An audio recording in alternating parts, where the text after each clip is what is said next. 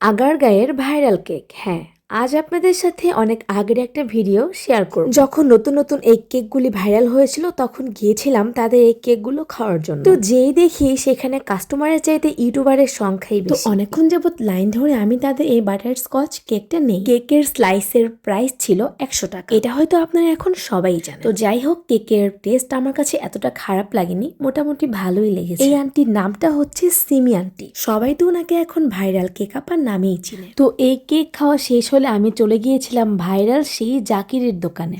এখানেও মানুষের ভালোই ভিড় ছিল, তো আমি একটু লাইন ধরে তাদের এই ব্লুবেরি কেক আর বাটারস্কচ কেকটা নেই।